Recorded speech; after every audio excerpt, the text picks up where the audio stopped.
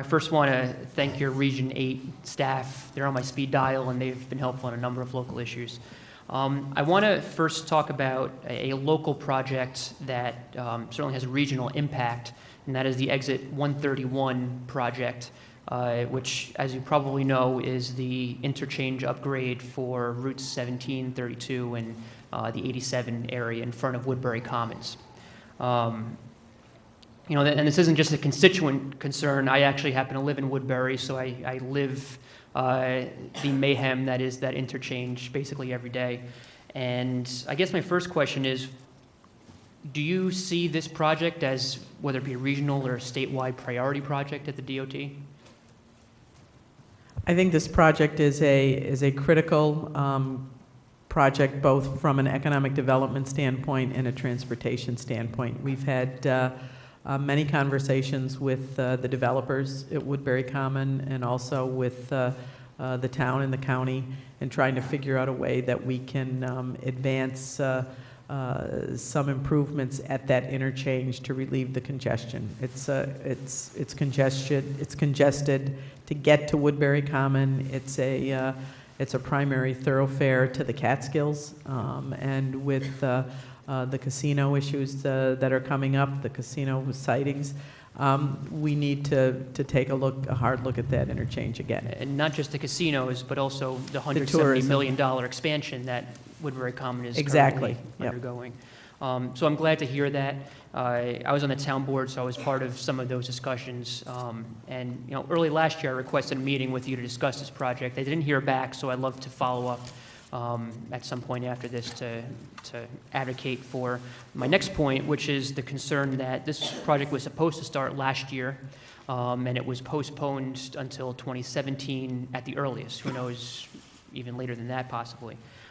Given as even you said, the critical nature of this project, why was this postponed for 4+ years? It was postponed because right now we don't have the funding in place to do everything that we want, and the focus is on asset management and getting our infrastructure to a state of good repair.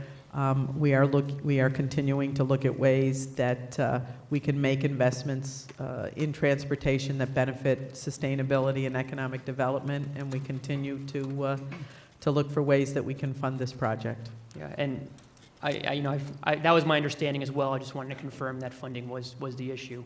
You know, it's become very frustrating for not just Woodbury, but also many of the other surrounding communities that use that interchange.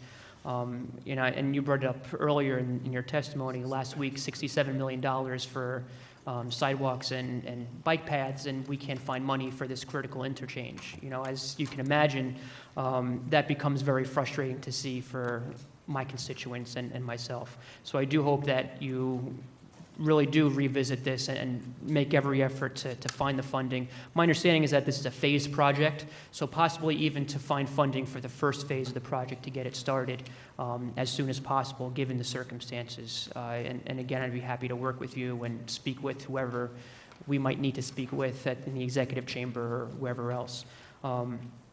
My second unrelated question is a continuation of Mr. Dendecker's comments from earlier about the workforce reduction at DOT. You mentioned that, I guess as needed, you've been moving employees and equipment from one area of the state to the other to cover what might be manpower shortfalls or whatever it might be. What is the scope and frequency of that happening?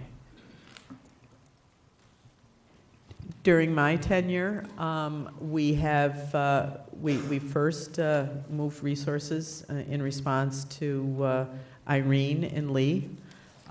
We have moved resources in response to Sandy. We have moved resources in response to Nemo, in response to the Mohawk Valley flooding, and everybody at DOT, we're always reassessing what the workforce needs are, and we continue to be respondent to all of those events. Okay, so it's fair to say that it's happened multiple times per year in the last few years? It has happened multiple times, and I believe it is a very efficient use of our workforce, and I am proud when they go to different parts of the state on behalf of their fellow citizens. And again, I thank your employees for the hard work that they do. There's no overstating that. When that happens, what is the associated cost to move all that equipment and manpower? Are there hotel stays? I imagine that there are many associated costs with moving what I would imagine is a sizable workforce from one area of the state to the other. It is really a logistics marvel. We have people, each one of our regions has what we call an incident command response team, and people take on responsibilities. For example, in Long Island, the Long Island folks make sure that there are hotel rooms. We make sure in conversations with both the Thruway Authority and the MTA that there is passage on the roads and bridges for our people and equipment. And it's very well planned and very well executed. Has there been any recent cost-benefit analysis to, for example, moving the workforce multiple times per year for these storms versus hiring more employees in the regions that they are moved to? We haven't done any recently, no. Okay, perhaps that's something to also revisit. Thank you.